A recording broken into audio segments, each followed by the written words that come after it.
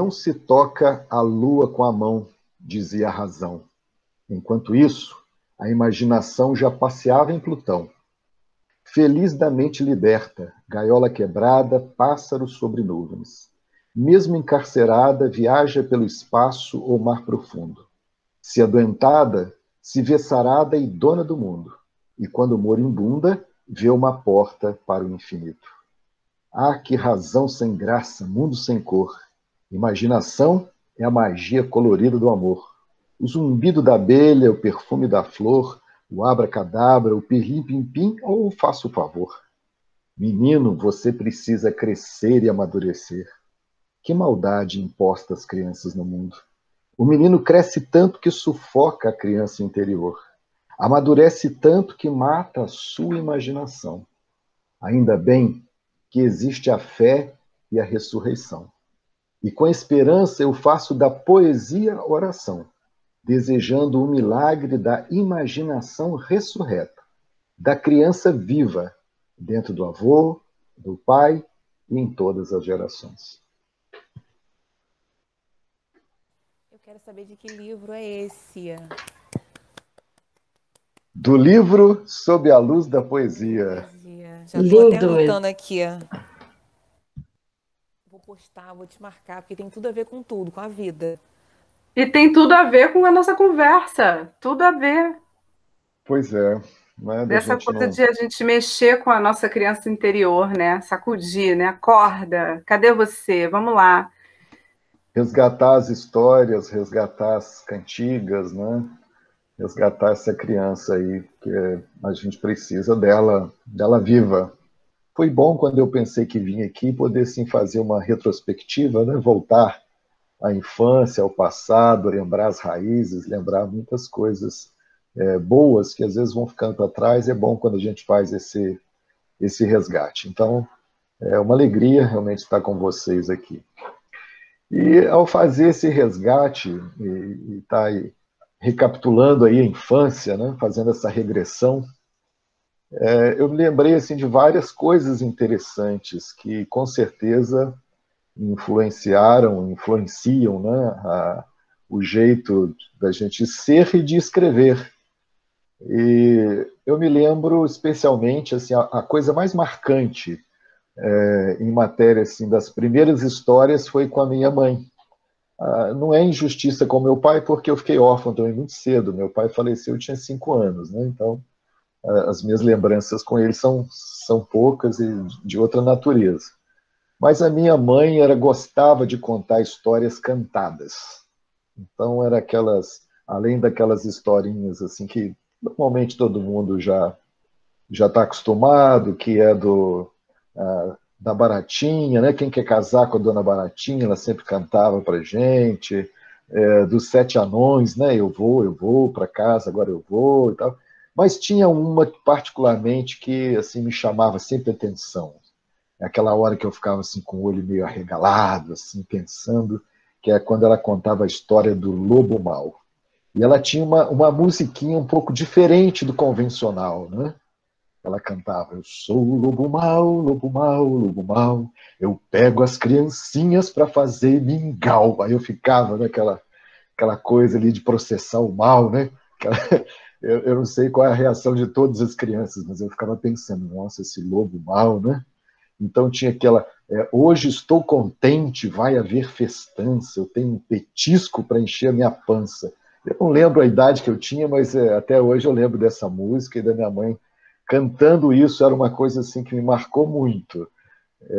Eu ficava com medinho, mas eu sempre pedia para contar de novo, né? Porque é aquela coisa que a gente vai aprendendo depois, que a criança já está processando aquelas informações todas, né? Inclusive a oportunidade de lidar com o mal, né? Porque ele existe e a criança tem que aprender isso também. Então isso foi uma das coisas que marcou essa coisa da música, da história cantada, né? A minha mãe sempre foi essa questão da oralidade. Minha mãe era uma pessoa muito simples, da família dela, dos irmãos, ela foi a pessoa que menos estudou, com muito recurso, mas ela era assim extremamente carinhosa, amorosa. Então até hoje eu lembro assim com muito carinho dela cantando. para a gente as histórias. A maioria eram histórias cantadas.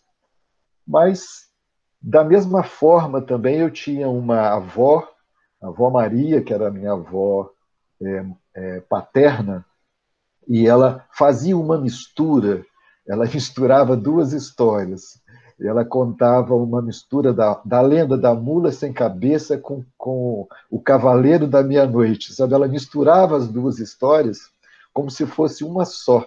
E aquilo também era uma coisa que me impressionava muito. Eu ficava muito admirado quando ela contava aquilo. E mesmo quando eu já era um pouquinho maior, eu já lembro que né, assim, já uma criança maiorzinha, e ela ainda gostava de contar para mim, eu já nem estava tão interessado mais, mas ela gostava de contar essa história, e eu ria muito, porque às vezes passava a noite, a gente morava numa cidade pequena, e passavam os meninos de cavalo, e ela ficava assim, sabe como que querendo fazer uma ligação com aqueles tropelos do cavalo com a história que ela me contava. E essas foram, assim, do ponto de vista de contação de história, com certeza, foram as que mais me marcaram.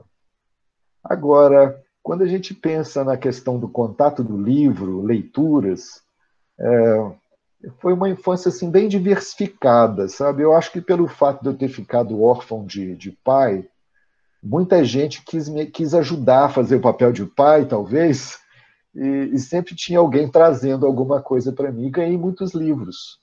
Eu lembro de uma das tias minha, Regina, minha prima Heloísa, que me deram uma coleção, né? Foram muitos livros de uma vez. Eu fiquei assim, até sem saber como é que eu ia lidar com tantos livros, né? Branca de Neve, O Pequeno Polegar, foram muitos livros, uma coleção grande que eu ganhei desses contos mais clássicos. Eu não sei quantos anos eu tinha ao certo, talvez uns 6 anos, 7 anos, mas foi assim uma coisa assim que me marcou muito. Eu lembro que eu arrumei um lugar lá no meu quarto para colocar aqueles livros, eu ficava com xodó com aquela coleção, e foram histórias assim clássicas, né, importantes, e também assim muito cedo me despertaram esse gosto para ler, inclusive ler coisas diversificadas. Aí outras pessoas da família vieram assim num complemento, né? E eu comecei a ler até muito cedo coisas que não tinham nada a ver também, né? Eu lembro que um dos primos que morava coladinho comigo, ele já era mais velho, então ele lia aquelas antigas coleções, né? Tinha aquelas histórias de acidentes, de coisas. E eu tinha curiosidade de ficar lendo aquilo também. Então, assim, a minha infância foi um mix de tanta coisa. É, outro dia eu estava até rindo com uma pessoa que eu disse que eu ganhei. A mesma pessoa que me deu, por exemplo, O Menino Maluquinho, que foi uma tia, ela me deu O Menino Maluquinho e me deu um livro do Pablo Neruda, de poesia, ao mesmo tempo, sabe? No mesmo dia. Ganhei assim, que na minha ótica nem estava muito adequado o livro do Pablo Neruda para aquela idade, mas foi assim uma coisa interessante também ver alguma coisa de poesia ainda cedo, né? Poder ter contato com a poesia. Eu ganhei um livrinho de trovas de um tio também, que era trovador. Até hoje eu sei algumas trovas, é engraçado, eu nem lembro quantos anos eu tinha, algumas eu decorei, especialmente as trovas mais humorísticas, né? Algumas eu sei até hoje. Por exemplo, o porco acordou suando porque teve um sonho confuso. Sonhou que estava morando com a porca de um parafuso. Então, essas coisinhas que os meus primeiros contatos com contação de sílaba poética, com rima, né? Tudo muito cedo. Eu acho que isso fez até com que, assim, bem cedo eu começasse a escrever algumas coisas e entrar assim até um pouquinho assim, até participar de um concurso. Foi assim isso, como tem muitos professores que assistem aqui, eu acho isso muito bacana, né? A, a minha cidade promoveu um concurso, a prefeitura promoveu um concurso com as escolas da cidade, as escolas públicas, as escolas particulares. E no dia que teve a seleção na minha escola, eu acho que estava doente, eu não fui na aula naquele dia. Mas existia uma professora que parece que ela sabia que o que eu escrevia já era já tinha assim, sentido, né? Ela percebeu isso, e mesmo eu não participando da prova seletiva, ela me chamou lá com a diretora e falou: olha, você não pôde vir, mas a gente queria mandar você entre os alunos selecionados, mesmo sem eu ter participado daquela seleção interna. E você escreve e tal, e eu fui participar, eu tinha 10 anos de idade, acho que 10 anos, eu estava em terceira série naquela época, e participei de um concurso municipal que era sobre falar sobre a cidade. E aí o que aconteceu? Eu acabei ganhando o primeiro lugar, fui o campeão lá naquele concurso, e tive que agradecer muito a professora que me puxou, mesmo sem eu ter participado da prévia, né? Mas eu acho que ela percebeu, foi um estímulo para mim, porque ela percebeu já que eu gostava de escrever e me colocou bem assim, novinho para participar desse concurso lá, infantil, e eu guardo assim com uma lembrança boa também, como é bom, né, um professor estar atento ali e estar te estimulando, estar observando que você tem algum potencial, mínimo que seja, mas que pode ser aproveitado. Então, são coisas que eu lembro assim, da minha infância. Lembro que eu era lobinho, não sei se estou esticando demais, qualquer coisa, Bel, você me corta aí. Mas eu me lembro que eu era lobinho, né? Naquela época tinha o escoteiro e o lobinho era o menorzinho, que ia até, acho que até 9, 10 anos de idade. E lá com 8 anos de idade, eu e mais um colega, a gente fez um jornalzinho, eu era um dos redatores do jornal, a gente fazia, rodava no mimeógrafo, né? E vendia o jornal, mas o engraçado é que a gente entrevistava pessoas e a gente já tinha aquele gosto de escrever, escrever desde muito cedo. Eu acho que essa coisa toda começou lá com essa transmissão oral da minha mãe, né? Com as histórias cantadas e depois os primeiros livros. E isso, né, o bichinho morde na gente. Eu fiquei depois, durante muito tempo, aí, assim, adormecido por causa até de outra profissão que abracei, mas teve um momento em que eu acho que o poeta que está dentro de nós, né, todo mundo que escreve de alguma forma é um poeta, né, e ele não morre, né, ele adormece. E tem uma hora que ele acorda e a gente volta a escrever, volta a produzir. Foi mais ou menos isso que aconteceu comigo. Não, eu também lembrei de uma musiquinha que minha mãe cantava. Não sei se era de roda, eu não sei o que era a brincadeira. Era Pai Francisco. Pai Francisco entrou na roda, tocando seu violão. Gente, eu não esqueci essa música nunca na minha vida. E era minha mãe que contava também, cantava. E assim, né? É uma delícia ouvir o José Renato. Gente, a valorização da cultura popular, né? Porque assim, a minha mãe também, ela não tinha estudo, não tinha nada. Mas assim, eu ouvi muitas histórias. E eu lembro de uma, eu não sei cantar, né? Ela cantava uma música que é Fui no Tororó. Eu ficava pensando, mas onde é esse lugar? Eu ficava perguntando para ela, mas onde que fica? Então, assim, eu não esqueço. Eu vou pesquisar sobre isso, porque eu não sei de onde vem essa cantiga. E tinha uma outra também Música pra que mim. era alguma coisa, tinha uma palavra russa na cantiga, que eu também não sei de onde ela ouviu, mas ela ficava cantando e até hoje eu assim recordo, né? Vou pesquisar para saber. Fui no Tororó, beber água e não achei, Nossa. encontrei pela morena, aqui no Tororó deixei. Então, mas eu queria saber onde que ficava o Tororó. Você me lembrou aí uma cantiga que eu também ouvia e tem muitos anos que eu não ouço, nem tinha ouvido falar mais de Tororó. E eu fiz uma viagem para a Bahia agora há pouco tempo, e aí conheci um grupo de psicólogos, lá era um encontro, né? E aí os meninos falaram, os meninos que eram psicólogos, estavam nesse grupo, falaram que eram de Itororó. Aí eu falei, não acredito, vocês são de Itororó. Somos de Itororó, você conhece? Eu falei, eu só conheço Itororó da cantiga. E eles falaram, justamente, Itororó é um lugar na Bahia, né, no interior, pelo menos foi isso que eles falaram lá. E aí você pode começar a buscar aí por aí, que eu acho que passa ali pela Bahia. essa cantiga deve ter nascido por ali. Interessante. Lá tem um lugar que chama Dique do Tororó, né? Tem até umas estátuas de orixás, de umas coisas da cultura deles, né? Deve ter alguma coisa por aí, eu não tenho certeza, mas talvez seja por aí. É uma boa pesquisa, hein, Fátima? Bem interessante. Passar por esses fios das cantigas, saber as origens, né? Do que se trata, que a gente canta muita coisa na infância e não sabe nem, né? Não sabe da sua origem, da sua história, de como nasceu, né? Às vezes foi algum caos que aconteceu, até um episódio mesmo, um fato, que aí propiciou essa contação, essa cantação, né? Eu acho bem bacana.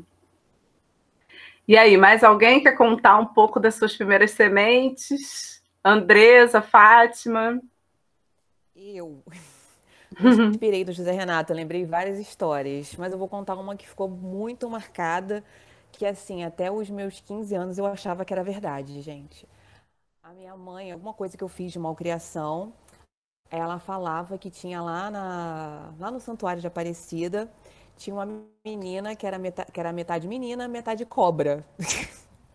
Por que que ela era assim? Porque ela tinha feito malcriação para a mãe e a mãe tinha rogado uma praga para ela e que ela morava lá numa casinha e eu ficava assustadíssima quando eu ia falar alguma coisa, quando eu ia fazer malcriação para minha mãe, né? Eu ficava assustadíssima e sempre lembrava disso. E eu fui no Santuário de Aparecida, depois de grande, e cheguei lá e eu lembrei da história. E eu, na minha vida de infância toda, eu achava que isso era verdade. As histórias que o povo conta, que a gente acredita, né, quando é criança. E com relação a livros, eu lembro também que ela era muito da minha mãe. Meu pai trabalhava muito, minha mãe também. Mas ela gostava muito de livros, de arte. E eu lembro que ela me deu uma coleção para mim e para minha irmã, uma coleção de disquinhos de vinil que vinham com livrinhos dos Três Porquinhos, Branca de Neve, dos Sete Anões, né? E eu lembro que eu não lia, tipo assim, eu comecei ouvindo só os disquinhos, né? Eu achava engraçado que fazia as vozes, eu fazia a voz do ratinho, aí vinha o vento, aí tinha a voz do vento, eu achava interessante ficar imaginando aquilo, né? Aí depois eu comecei a ler os livros, e eu achava super interessante, eu escutava várias vezes, eu não sei como é que aquele disquinho não furou. Isso na minha infância, né? Já na minha adolescência, eu lia muito gibi, que era época de gibi, né? Muita coisa de super-herói, Turma da Mônica. Eu lembro muito, eu tinha muita coleção de gibi. E já na minha vida mais adulta, vamos dizer assim, né? Eu comecei a gostar de filosofia. Filosofia é uma coisa meio confusa, né? Mas é a vida, né? Eu lembro de um livro que a minha professora indicou lá pra gente ler, pra gente fazer um resumo. Eu acho que eu fui a única da turma que fez o resumo do livro, que era O Mundo de Sofia. Fala da história, da filosofia, através de uma menininha, uma coisa bem, bem lúdica. E aquele nome, assim, que aquele livro ficou marcado na minha vida. E todas as minhas gatas que eu tive foram Sofias. Até que um dia eu tive uma filha e o nome dela é Bela Sofia. Como ela diz, Bela por parte de pai e Sofia por parte de mãe.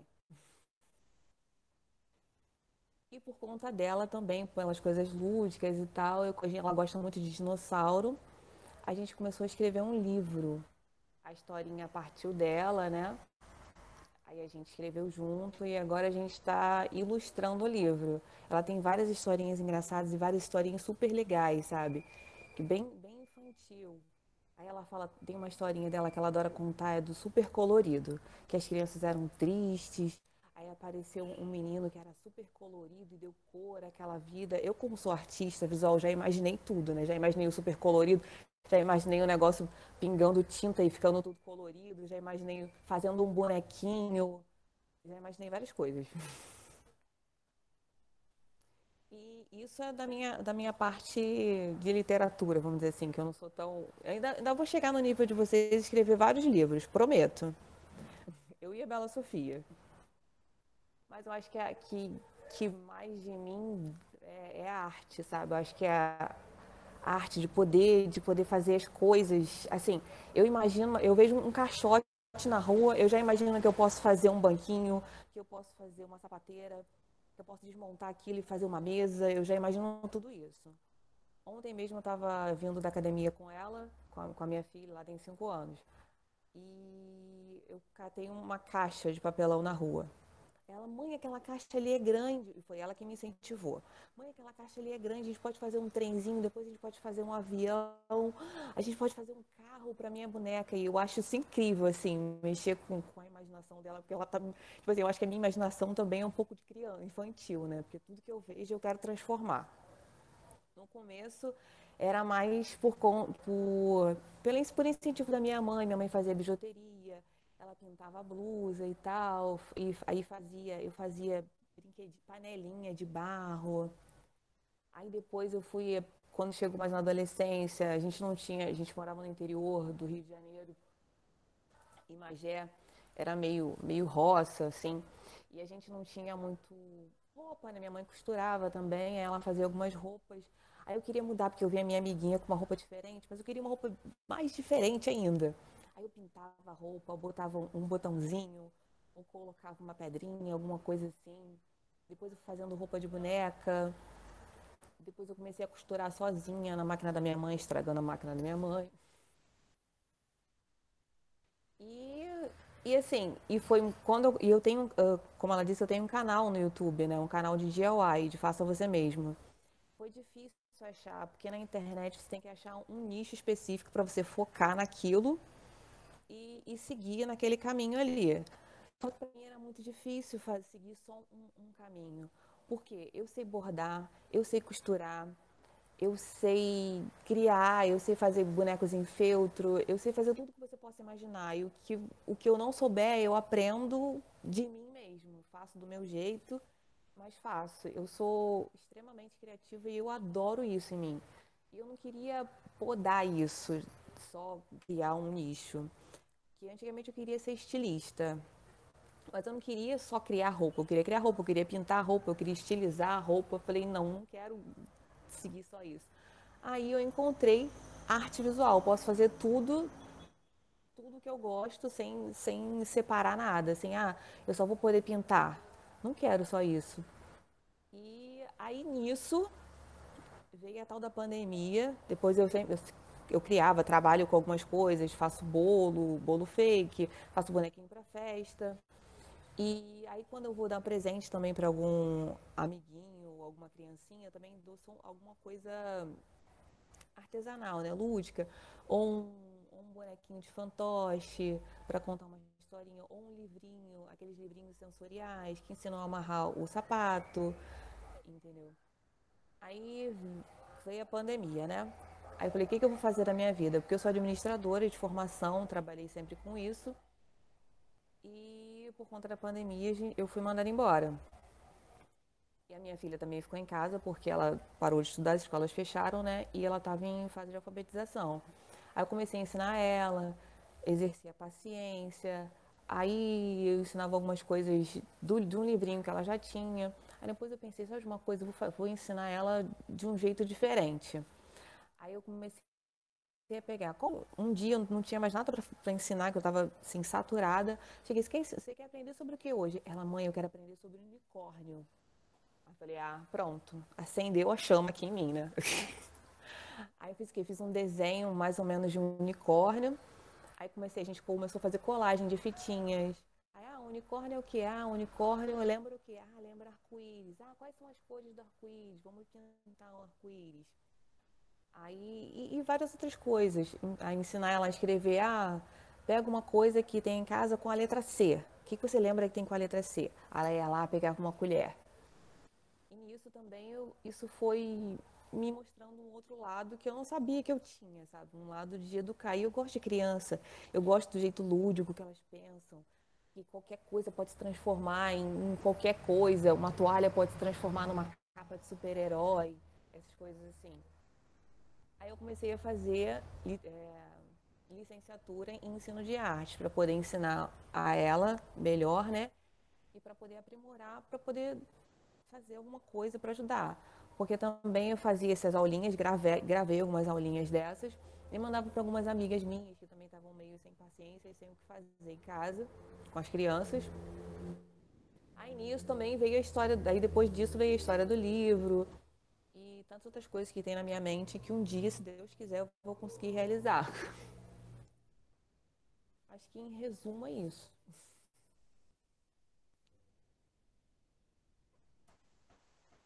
E a sua filha nunca vai se esquecer disso tudo que você está passando para ela. Com certeza. Assim como a gente está contando aqui dos nossos parentes, né?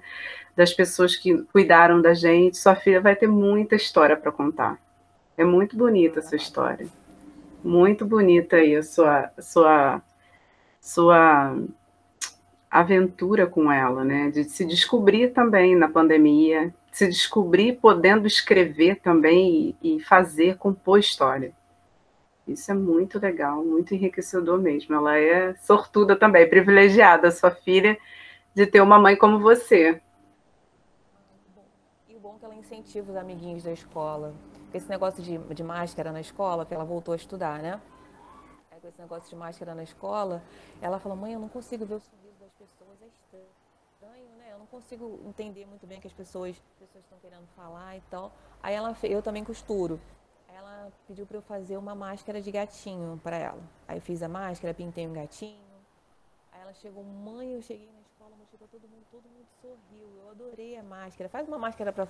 Aí eu virei a mãe da máscara, né? Porque todo mundo queria máscara de alguma coisa. Aí era máscara de porquinho, era máscara de cachorro, da galinha pintadinha. Inventaram um monte de coisa. Eu tive que fazer pras crianças, né? Graças a ela. Assim, gente, que infância rica que ela tem, né? Que maravilha! E assim, o que me encantou na sua história, além de todos os, é a questão dessa sua conexão, né, com a sua filha. Gente, como isso é maravilhoso. Porque assim, uma das coisas assim que eu tenho refletido muito ultimamente é exatamente essa conexão com a minha mãe. Hoje ela já não está mais aqui, né? Mas assim, ela teve uma importância muito grande na minha vida. Hoje em dia eu vejo que foi muito mais até do que eu imaginava, né? Quando eu comecei a pensar sobre essa questão, né, da infância, das histórias que eu ouvi, veio tudo dela, né? Ela contava as histórias e assim, ela não teve estudo, né, porque era difícil, ela morava num sítio, para ir à escola tinha que ser a cavalo. Como ela era menina, né? Sabe como é? Menina não podia. Então os irmãos iam para a escola, ela não. E ela sentia muito que ela não pôde estudar. E assim, e ela contava muitas histórias, né? Principalmente histórias assim que não se conta para criança, porque assim eu ficava muito assustada. Ela adorava contar história de assombração. Assim, uma delas, né, que se você meia-noite você não pode estar acordado, porque é a hora que as almas saem para passear. Então, assim, eu perdi o sono à noite, a minha preocupação era: será que eu vou encontrar algum fantasma? Onde que eles estão? As almas estão por aí? Morria de medo. Eu era pequenininha. Aí, assim, onde eles moravam, tinha muita história assim de saci, né? E ela jurava que onde ela morava tinha um saci. Então, ela contava histórias que do dia que o saci correu atrás da criançada, né? Quando o saci soltou a égua de estimação que ela tinha. Então, era muito interessante. E quando eu conheci o primeiro livro que eu peguei, Monteiro Lobato, eu comecei a ler e comecei a ver história de Saci, não sei o quê. Isso me lembrava muito as histórias que ela contava. Eu era assim, tinha 7 anos, eu falava assim, olha, tem Saci mesmo. Não era só lá onde minha mãe morava, né? Então essas coisas se marcaram bastante, essas histórias. Esses dias eu perguntei para o meu tio, né? Como que foi esse dia que o Saci correu atrás da criançada? Aí ele me contou que alguém gritou que tinha visto o Saci e todo mundo correu porque estava todo mundo correndo, mas que ele não viu nada, não sabia de nada, era assim, correu porque todo mundo correu. E minha mãe dizia, né, que todo mundo tinha corrido porque todo mundo tinha visto o Saci.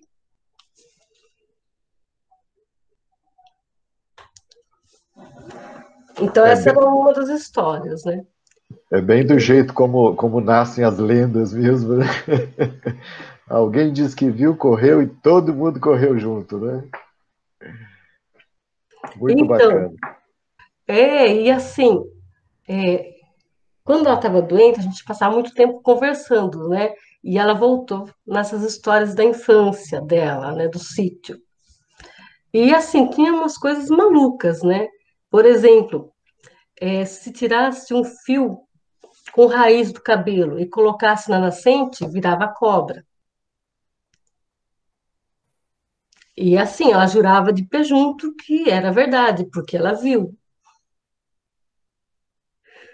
Então, era muito interessante. A gente ria muito, né? Porque falava assim, mãe, imagina, isso não acontece. Não, mas eu vi. Então, são essas coisas que ficam na memória, né, do povo, na memória coletiva. Porque, assim, ela falava, se você quiser conversar com fulano lá no sítio, ele vai contar que é verdade. E eu ria muito. E, assim, ela sempre contava histórias também que ela ouvia do pai dela. Então, ela contava histórias, assim, que ela não poderia ter participado, que ela nem tinha nascido na época. Mas também ela jurava que aconteceu com ela. Aí, quando eu fui para a escola, aos 7 anos, que eu comecei a ter mais contato com os livros. Porque uma professora, como eu estava lembrando que o José Renato falou dessa questão do professor, né? E a minha professora, ela nos levou a uma biblioteca. Primeira biblioteca que foi inaugurada aqui, que eu moro numa cidade pequena. Se hoje é pequena, imagine décadas atrás. Então, a professora, assim, pediu para levar uma foto. Minha família era simples, mas se a professora pediu, tinha que levar, né? Aí fui, tirei a foto, levei, fiz a carteirinha, né? Tinha duas estantes na biblioteca. E chamava Dona Inês, a bibliotecária. Era assim, ela falava, criança só pode pegar dessa estante. Tinha Monteiro Lobato, Andersen e Irmãos Grimm, só isso que tinha, né? Então, em 3 tempos, eu li tudo que tinha na prateleira de criança e queria ver os outros livros, mas ela não deixava. Ela ficava lá, não, não pode. Vocês são crianças, tem que ler livro de criança, né? Aí, minha tia, ela já era um pouco mais velha e já estava no antigo ginásio, né? E ela lia Machado de Assis, né, José de Alencar. O que que eu fazia? Eu pegava os livros dela para ler. Hoje eu sei que eu não tinha noção do que eu lia, né? Vilvinha, Iracema, mas assim, eu queria ler. Então era o que tinha, porque assim, a gente não tinha tanto acesso a livros.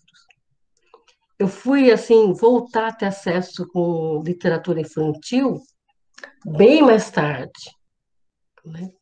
Porque na minha cabeça, assim, o que tinha eram aqueles livros. E aí sim, depois, esse aqui, que é a Escola dos Cereais, o Sentido da Vida.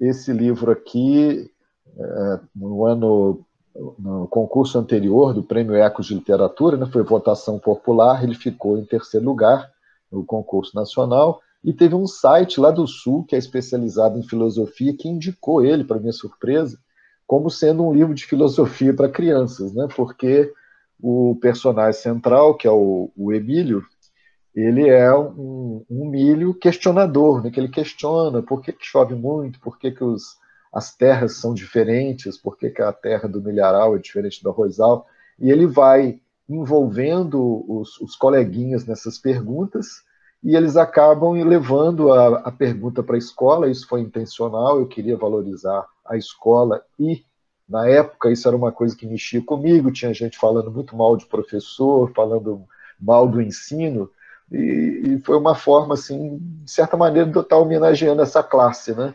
A grande descoberta ela foi feita na escola, então eles questionaram muito, eles pesquisaram, eles criticaram muita coisa, mas ao levar isso para a escola, lá na escola foi feita a descoberta. Então, os professores, né, tem a tia Agulhinha e o tio Mulatinho, a gente teve essa preocupação de colocar personagens masculinos, femininos, tem branco, tem marrom, tem verde, tem amarelo, Então, uma coisa bem diversa, né, para mostrar como é que é possível conviver, essa harmonia dos diferentes, enfim.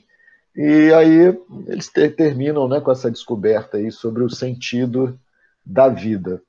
E eu me lembrei basicamente de falar dele porque quando a gente lançou, a gente fez um brindezinho que era um copinho com uma semente, aquelas, né, igual essa experiência de você na, plantar o feijãozinho lá no algodão, só que eu distribuí no lançamento um copinho com terra mesmo, uma terra fértil, uma semente, que a gente conseguiu lá em São Paulo, todas elas vinham gravadas, escrito vida, né? Porque era o sentido da vida.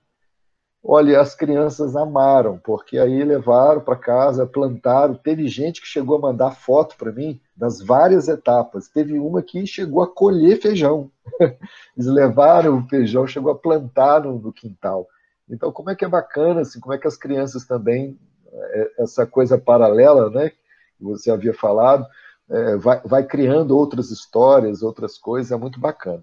E esse ano eu fiquei feliz porque teve uma escola de uma cidade aqui que adotou esse livro, a prefeitura comprou para uma escola municipal, e eles queriam fazer um trabalho interdisciplinar e acharam que o livro era bacana, comungava com várias disciplinas, e aí eu fui lá visitar a escola e foi muito bacana, o livro está sendo utilizado lá essa semana, eles até postaram, eu republiquei, que vão fazer agora uma peça de teatro baseada na história do livro, enfim, continuam trabalhando.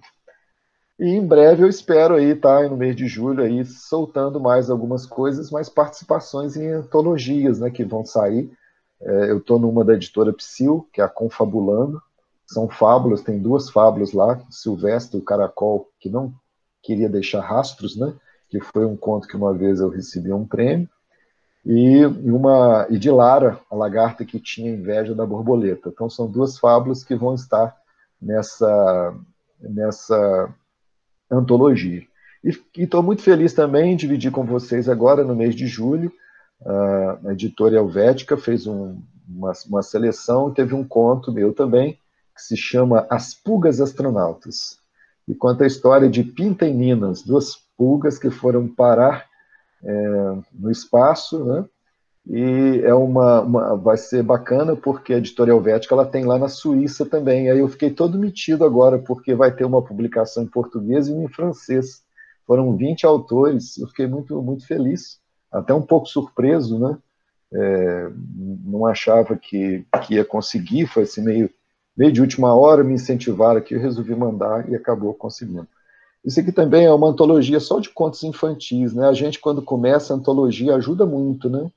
Então, essa aqui foram vários autores, foi um trabalho feito pela Leia Juiz de Fora, com a editora Paratexto, que eu já publiquei com a Paratexto também, o outro livro, e aqui são só contos infantis também, então tem um conto meu aqui, muito, muito legal, gostei muito desse trabalho aqui. Agora, livro de poesias, né, eu não tenho ainda poesias para criança, eu tenho um só de Aldravias, que são vários autores. A Aldravia é um movimento que surgiu em Minas Gerais, que é um movimento de poesia minimalista, né? Você tem que expressar uma ideia com 6 palavras, e tem várias regras, né?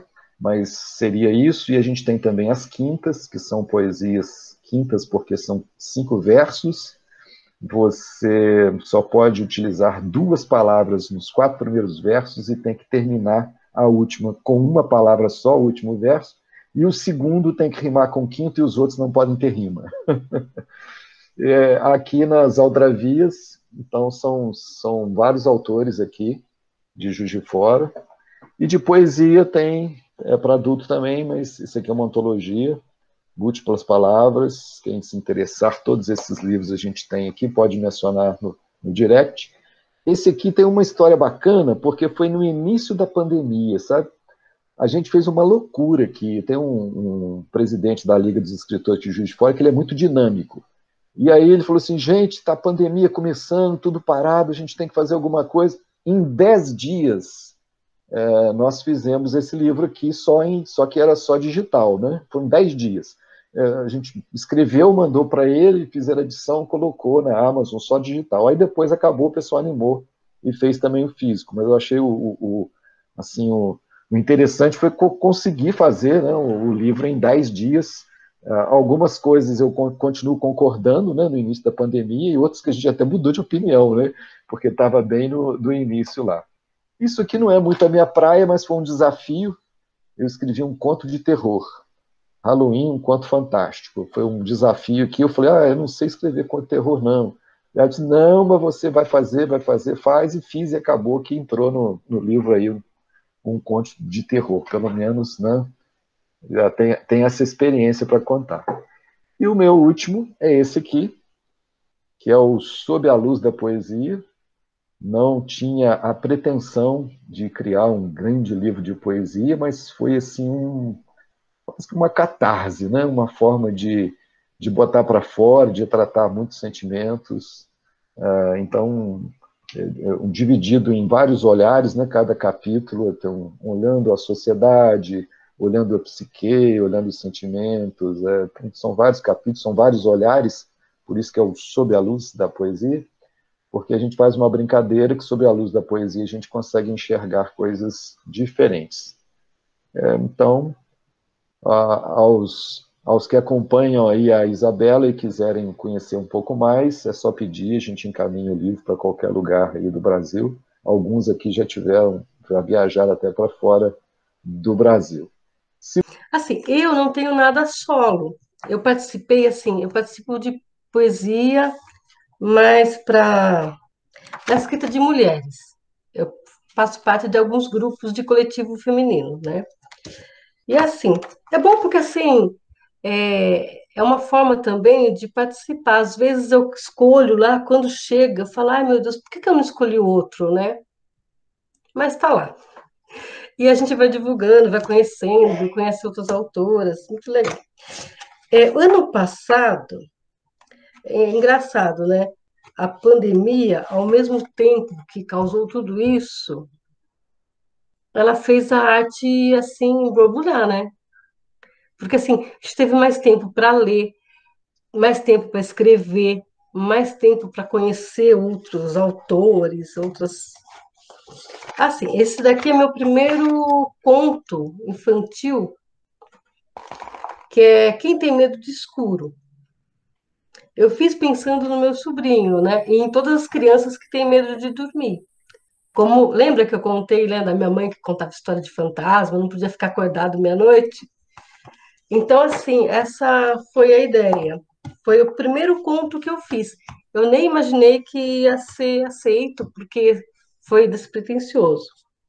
Agora saiu um conto nessa coletânea, Contos para um Futuro Melhor. É uma proposta assim de contos que falassem de diferenças, que fosse, além de incentivar a leitura, né, que também tratasse de questões como as diferenças, como a questão do respeito, né, ao próximo, principalmente na escola, né? A gente tem que começar desde cedo a trabalhar essas diferenças. Então, assim, fiquei feliz com a publicação. Tem um conto para sair, mas nesse vai entrar alguma coisa dessa questão de causa, mas ainda vai sair. E assim, os demais são livros de poesia. E participei de uma antologia, que é Parto Normal, que não tem nada a ver com parto. Assim, no sentido, né? Parto no sentido de parir a escrita, né? E realmente, às vezes, é um parto. Às vezes fica lá, demora meses, meses e, enfim, nasce. Então, eu estou muito feliz com as novidades que vêm por aí. Mas, assim, vou falar uma coisa. Meu negócio não é falar, eu gosto de escrever. E de ficar, e de trabalhar nos bastidores. Se tiver alguma coisa para fazer, eu fico com a parte dos bastidores. Então, como eu falei, eu tenho um canal de DIY no YouTube, o Estilo Vilas Boas, de Faça Você Mesmo. Tudo que tem lá é bem fácil, as coisas são super baratas e, como eu disse, ficam super estilosas. Tem banquinho feito de caixote, tem brinquedo feito com caixa de papelão, tem várias coisas muito interessantes. Vai de criança, adulto, decoração. Entra lá que vocês vão ver. Estilo Vilas Boas, é incrível. Estou encantada, estou tocada, né, de poder ouvir o que vocês têm para me trazer. Como é rico poder combinar esse mosaico bom, né, com literatura, com histórias de vocês.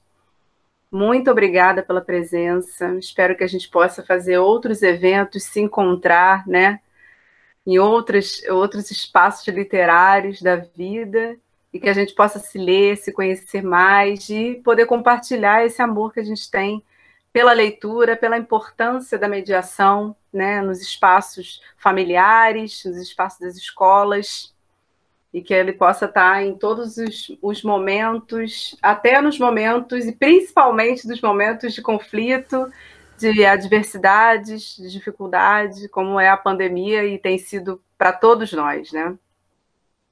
Muito obrigada, gente. Bel, eu agradeço você a oportunidade de estar aqui, cumprimento você por fazer esse trabalho, que é uma coisa super importante, a gente precisa, né, disso no nosso país, precisa em todo lugar, no nosso país mais um pouco, então fica aqui o meu agradecimento a você por esse trabalho que você faz e o agradecimento por poder participar ainda aqui um pouquinho e estar aqui com você hoje. Um prazer estar aqui com a Fátima, estar aqui com a Andressa e muito obrigado e muito sucesso para vocês aí na jornada de cada um. Amém. Eu também agradeço de coração por ter participado. Eu confesso que eu fiquei, não conhecia muito o projeto. Aí veio de novo, veio o currículo de vocês, eu fiquei, nossa. Aí depois eu vi o José Renato falando assim, eu fiquei mais encantada ainda, a Fátima contando os contos, a Isabela mediando, foi tudo um encantador, assim, eu me senti muito acolhida, de verdade. Agradeço de coração por ter participado. Bel, muito obrigada pelo convite. Eu até falei, né, que eu não sei, será que eu vou, né, se dá certo, porque eu não sou muito de falar de mim, não sou muito de conversar assim, né? Mas, ó, muito obrigada, fiquei encantada, adorei ouvir as histórias, porque assim, a gente se vê no outro, né? Isso é muito legal, a arte nos une, e isso é muito gostoso. Olha, estou muito feliz. Obrigada, Bel, Andressa, José Renato. Foi uma delícia aqui estar com vocês nesse momento.